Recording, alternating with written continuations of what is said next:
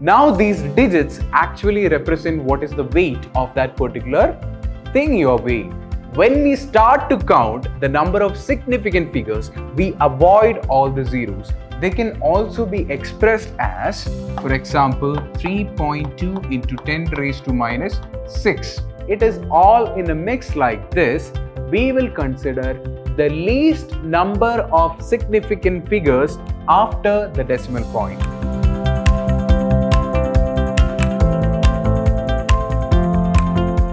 Hey all, I'm Hari Krishnan from the Department of Physics, Vidhyaashram PU College, the Temple of Excellence, and we will be discussing about significant figures. So what exactly are significant figures? So significance are basically those figures which will eliminate the possibility of any doubt or confusion in the measurements or the results you have. So without getting into too much theoretical things, let's see what significant figures actually are. Imagine that you have a weighing balance. So imagine that this is a weighing balance. Whatever you keep on this, you will get a reading. So here you will get a reading like this, and the reading is such that you will have two figures and after that two decimal digits. So what will be the reading? Let's say you have 10 watermelons to weigh. Let's say you have 10 watermelons like this kept in the weighing balance so that you have to measure it. And the output comes to 12.71. Whatever, it's kg, grams, whatever, it does not matter. The point is that you got an output like this. Now these digits actually represent what is the weight of that particular thing you are weighing. And it does not necessarily mean that this is the accurate measurement you obtain. It can be maybe 12.7100. It can be 12.7132. It can be 12.71500, like that. Or it can even go on till infinity. So we don't know what exactly the measurement is to the digit. But we do know that this particular instrument is measuring in this sort of way. So in order to avoid any confusions, that is in physics or in science generally, we have to measure with absolute precision so that our values and calculations are not off. So just for that, if there is any digits which has an uncertainty to it, we have to use the rules of significant figures just so we can rule out any possibility of an error and we can reduce our mistakes in the calculations or the results we carry. So let's say that this particular digit, that is when you weighed something, you got the result to be 12.71. Let's say this is the result you got. Out of these two, you're very sure that you're absolutely sure that these two digits are very right. That is, it is minimum 12 kilograms or 12 grams of material is being weighed there. So you're very sure about this number and it is very accurate. So you can say that these two digits are known as sure digits. So you're very sure about these numbers and the instrument can measure this particular number very surely. So they are known as sure digits. But there is two more digits remaining, which means that these two digits are susceptible to error. They can be right or they can be inaccurate. They won't be wrong, but they can be inaccurate. So you're not very sure about these two numbers. The main reading is absolutely right because you know and you trust the instrument, you calibrated it, you just tested it out, so everything's perfect. So you can say that this particular digit is absolutely sure. So these two digits are known as sure digits, but these two digits, they may contain any amount of error. Maybe it is because of the calibration you did, maybe it is because of the instrument itself, maybe it is a limitation of the instrument that it cannot measure to the precise limits because it can only measure up to 2 decimal points. So you think that this might not be really accurate, and those two digits are really called as unsure digits. Unsure figures or digits. So each value will have a certain sure digits and two unsure digits. So your problem is that now you have to write down your reading. Imagine that this particular weighing experiment was done in order to find some results, and you want some conclusion, and you have to write down the result. But you don't know if this is the answer, this is the answer, this is the answer. You don't know what is the precise and accurate measurement. But you do know the rules of significant figures, and that will help you write down this particular answer without any problems. So you can actually take the first two digits, which are the sure digits, and you can write that down. And after that, you can write down the first unsure digit, not the digit that follows. So if we are considering significant figures, we can say that 12.7 will be the final result, and the number of significant figures in this is actually 1, 2, 3. There are 3 significant figures in this result. So the way we consider this is according to certain rules, which we will discuss right about now. I just wanted to point out how we make a measurement and how we choose the digits. So the first rule is obviously that if there are sure digits and unsure digits in a value you have to note down, then what we do is that we choose all the sure digits. That is, we choose all sure digits and we take just one unsure digit. In this case, 1 and 2 are sure digits and what follows are unsure digits. Just because of that, we will only choose the first unsure digit, that is 7. So we choose one unsure digit also.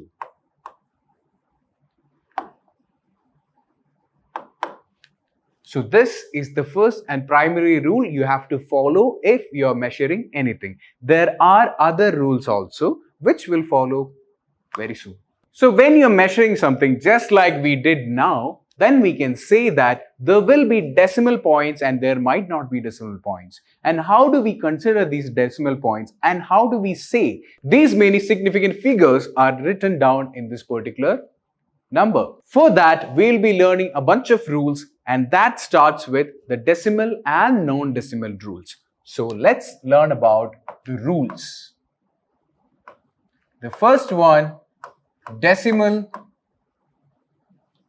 and non-decimal.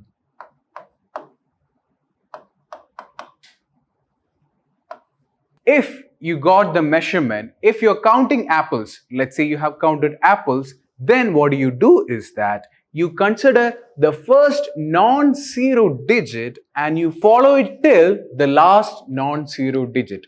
That is, if let's say that you have a measurement and you need to count out what are the significant figures given down in that particular number, then what you do is that you count if given that it is a non-decimal number. For example, if the measurement is given like this and I'm asking you what are the number of significant figures in this given number, then you will be like 1, 2, 3, 4, 5, 6, 7, 8, 9. It's 9. It's not. So there are a certain number of rules and regulations we have to follow. And the first rule, if it is a non-decimal bearing number, that is, there is no dots in this particular sequence of numbers. First, we are going to consider the first number that is not a 0. That is, if let's say this is the number, then these two digits are zeros, which means that when we start to count the number of significant figures, we avoid all the zeros, which means 3 is the first number, and then we count all the zeros in between the first numbers, but we stop when the number itself ends and the 0 begins. To make it a little more easier, you can see that we start counting from the first non-zero digit and we count till the last non-zero digit. And now we have a problem that there are 2 zeros in between. The rule actually states that if the zeros are in between 2 significant figures, you can count them as significant figures. That means since these are in between 2 numbers, we are going to count them as significant figures. So we can say 1, 2, 3, 4, 5, 6, 7 and 8 are zeros, which means that we are not going to count that particular digits as significant digits. So we are going to not consider these two numbers or these four digits. We are not going to consider, and we can say that the number of significant figures residing in this particular number of sequences is 1, 2, 3, 4, 5 and 6. So the number of significant figures in this particular question is 6. So the rule states that if it is a non-decimal bearing number, then we can say that we'll start counting the significant figures from the first non-zero number to the last non-zero number, and any number in between the non-zero numbers is considered to be a significant figure. Now, what if the number contains a decimal point just like this? Now we are going to learn about what happens if there is a decimal point in the number system.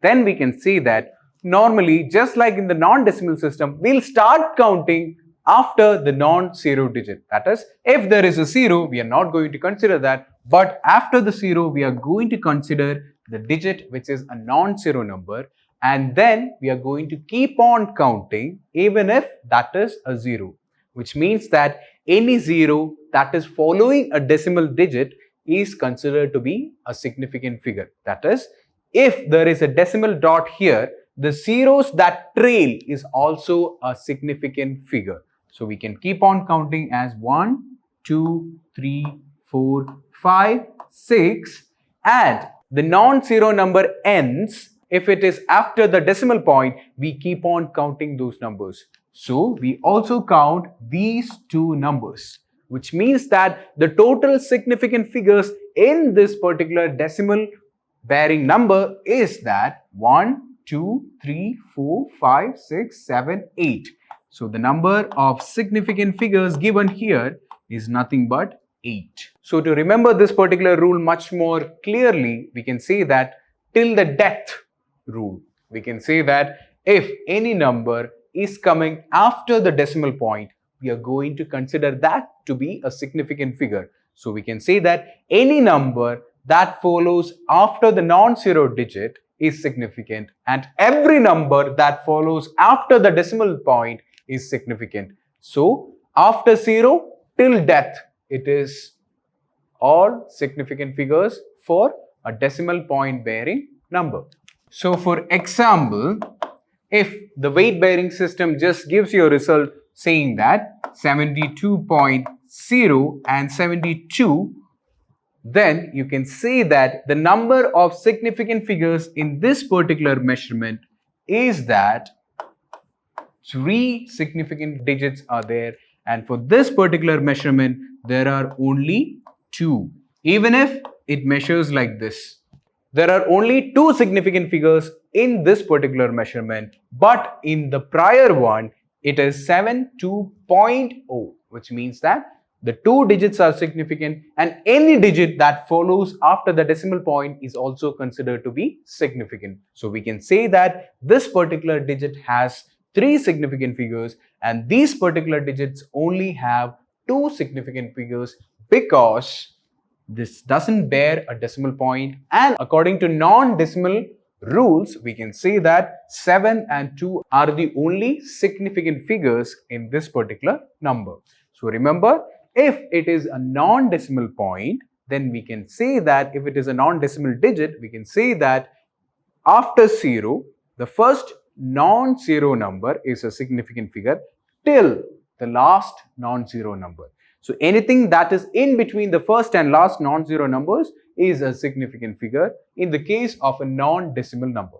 If there is a decimal point in between the number, we can say that the first non-digit number is significant, and any number that follows after the decimal point is significant. So first non-zero number till the end, everything is significant.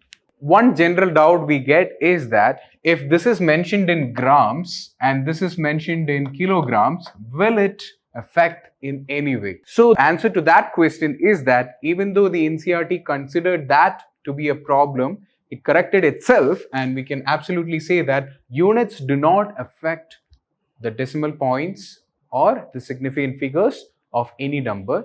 So even if the unit is given, the unit is not given, you don't have to worry about that. The significant figures are not affected by the unit that is mentioned.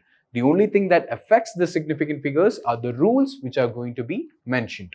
So this is all about decimals and non-decimals. Now we are moving on to the next big thing. Now we'll be learning about powers. That is, the numbers are not just expressed as 6.00 or not just as 600. They can also be expressed as, for example, 3.2 into 10 raised to minus 6 meters or femtons or whatever unit you prefer. They can also be mentioned in terms of their powers. So, for example, the speed of light is mentioned as 3.8 into 10 raised to 8 meter per second. So here there are powers being mentioned. So 10 raised to minus 6, 10 raised to 8, or here it is 10 raised to 1. It does not matter. When the powers are mentioned, does that make any difference to the counting of the significant figures? So what the rule states is that if 3.8 into 10 raised to minus 12 or 12 is the number that is given and you're asked to count how many significant figures are there in this particular number, you can clear-heartedly say that there are only two significant figures here. That is, this is a significant figure and this is a significant figure. Anything that is bearing a power is not a significant figure. So anything that follows has 10 to the power 2, 10 to the power minus 5, 10 to the power 8, 10 to the power 12, whatever it is, powers are not a significant figure. So that is rule number 2. Now one more thing is that numbers are not just expressed in terms of decimal, non-decimal and powers form. There are other numbers also. For example, the number you always fear but can never avoid, pi. This particular quantity is an ever-going, non-repeating number. So it begins as 3.14 and then it goes on 3.143, like that. It goes on and on and on and on. So what happens when we start to count this particular infinite series of numbers? Or what happens if we count a fixed number? For example, I have a basket which contains, let's say, 5 apples or 5 oranges. So I have a basket which contains, there are 5 oranges in this particular basket. So what will be the number of significant figures in this particular case? Sir, it is very easy. There are only 5. So the significant figures will also be 5. Not exactly, because this is actually an exact number. You can count it exactly. Now I can say that there are only 5. But I did not mention that this exact number is just 5, or is it 5.000000 and so on. Just like 3.1413, so on, so on, so on, so on, so on. So I did not mention this particular exact number has exact decimal points or digits, which means that if there are any constants given, for example, pi, or for example, e, or for example, number of students in a classroom, or number of apples in a basket, or number of people on earth, if those sort of fixed numbers or exact numbers are given, then the significant figures, that is, the significant figures in that particular digit is infinite. That is, there are infinite significant figures in the value of pi, as we can count on forever. And here also we can count on forever because it is an exact number. I did not mention that it is 5.0. I did not mention that it is just 500. I just mentioned that there are 5 in this particular basket, just like any rational number, 3.14 and so on. So pi is also ever repeating. This particular exact number is also ever repeating because I can write it like this, which means The number of significant figures in all of these are infinite. You can keep on counting. So these are the 4 rules, or 5 if you're counting the rule of units. Then we can say that the 5 rules are the decimal and non-decimal rules,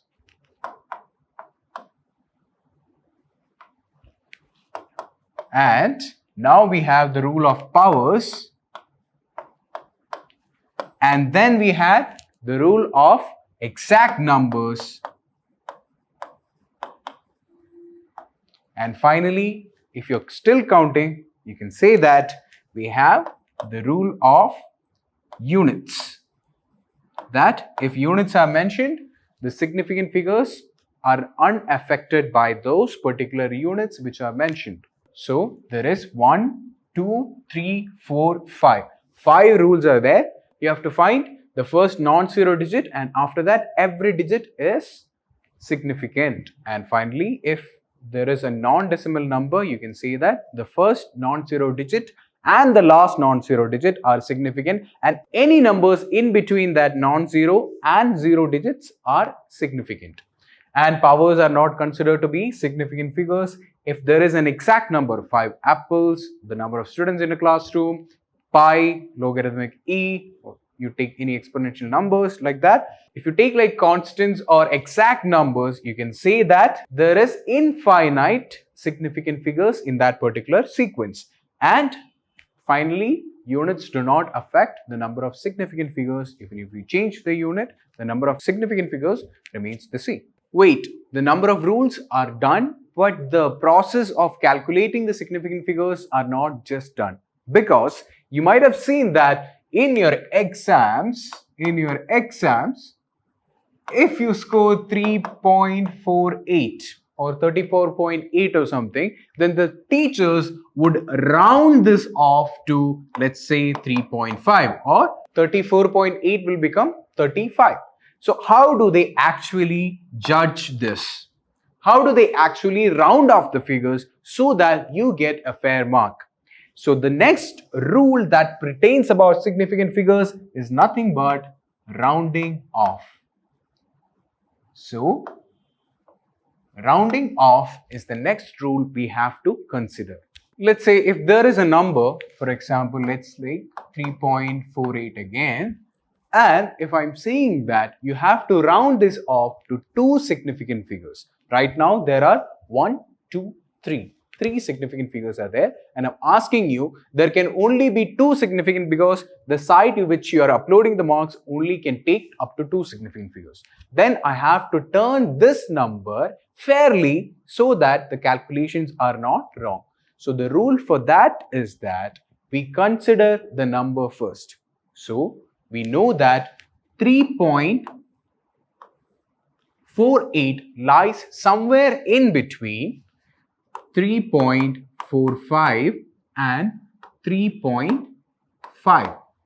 So if the number 3.45 and 3.5 are there, the number 3.48 lies somewhere around here. Let's say this is 3.48.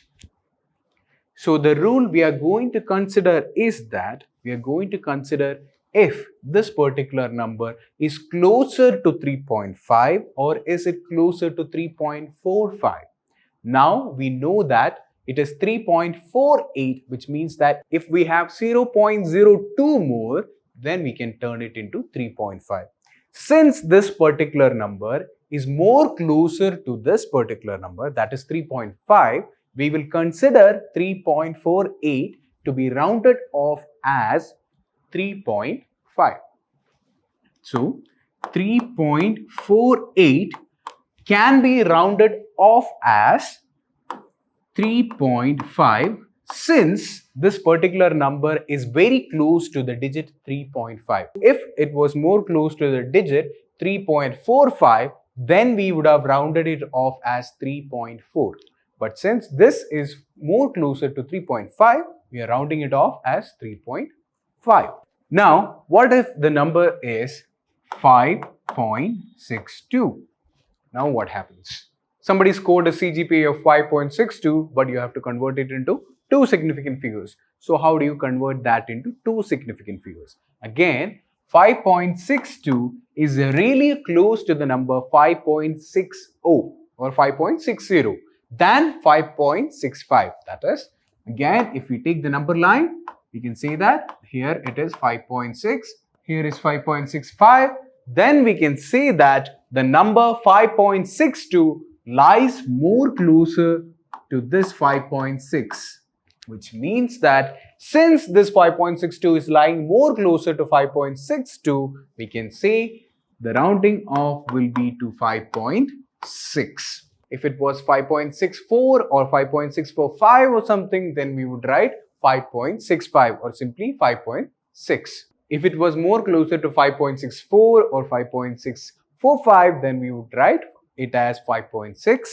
Here in this case, it's completely fine since we are rounding down to, or we are rounding off to two significant figures. If it was more, then it will be more important. And finally, if it was 5.68 or something, then we will round it off to 5.7. But there is one more problem. What if the number we are rounding off is 5.65? Then what? If it is right in between 5.7 and 5.6, then what do we do? If it is exactly 5.65, what do we do about that? So we can say that if the number is in between, exactly in between the two digits we want to round off, we consider the number right next to the figure we are rounding off to. For example, we are rounding off to two digits. So if it is 5.65, we take the immediate following number. So in this case, it is 6. We will check whether that particular number is even or odd. In this particular case, it is even. If that particular number is even, we choose the number which is just below that. For example, here we will choose 5.6. That is it. If this was, let's say, 5.35, then the number just before 5 is 3, which is, that is an odd number. If that is an odd number, we can say that we can choose the higher number right next to it.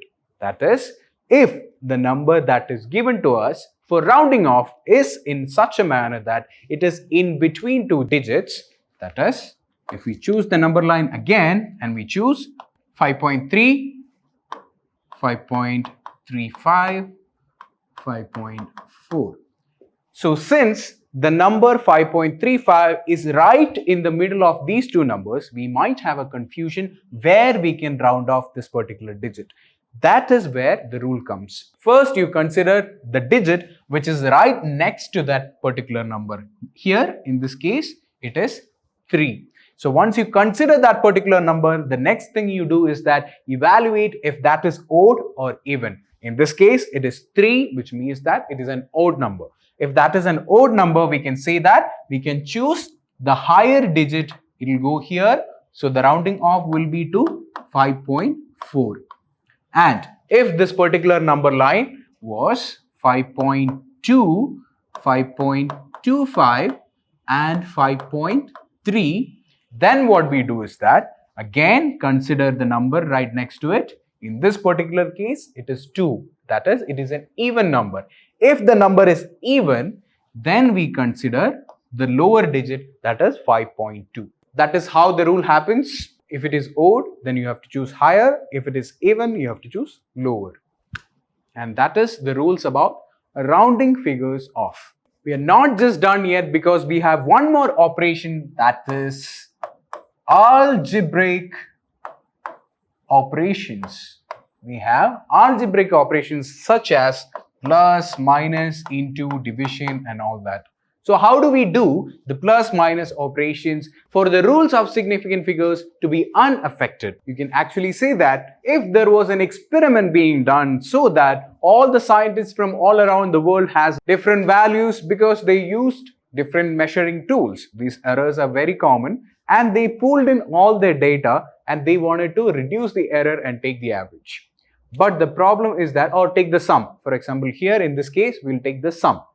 First, we'll look at the summation operation and then we'll look at the multiplication operation. First, let us look at the summation operation. So, In order to find out the total, they have to add together all the significant figures. So some of the scientists sent in one significant figure, while some of the other scientists sent in two significant figures. And someone from another part of the world sent in not 3 but 4 significant figures, maybe 5. Like that, different calculations were pooled in together. So these were the number of significant figures that was given, and now we have to find out what is the total. If we add all this together, we would get the number to be 11.439. So we'll get the number to be 11.439.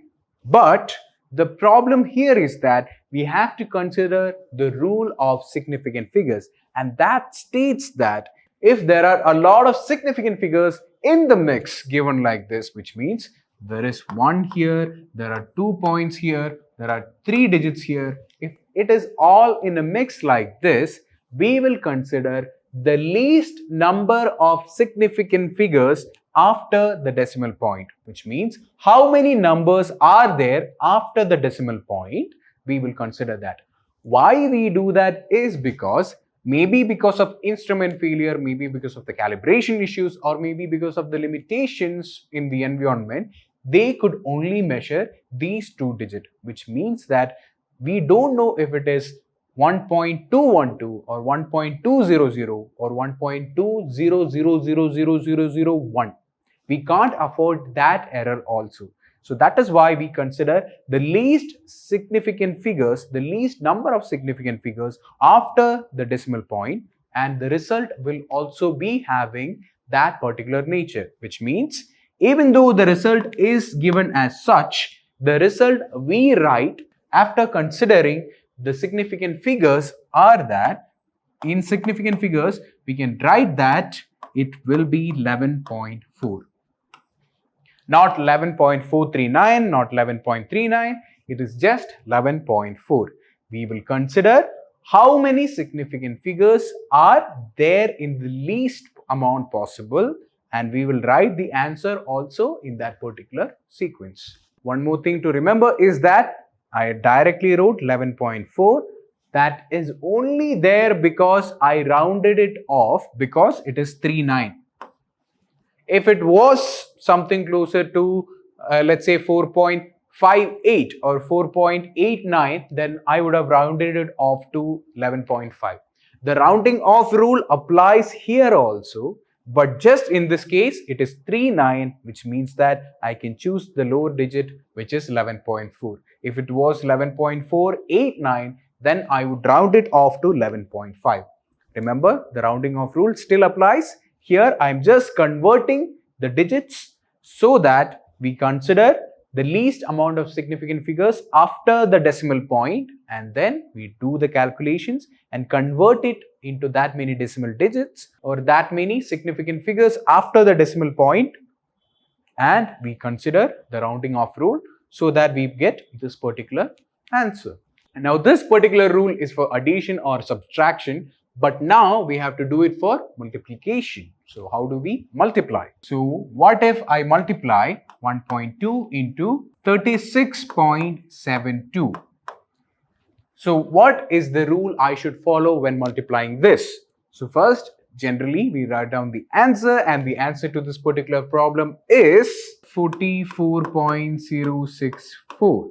So we have an answer here, but we know that we have to follow the rule of the significant figures because that is the rule book laid out by the great legends in the physics society. So we have to follow that particular rule. So while following that rule, we have to rewrite this answer as 44. That's it. Just 44. We have to rewrite this answer as 44. The rule we consider here is that we have to check what is the least number of significant figures before we did the calculation.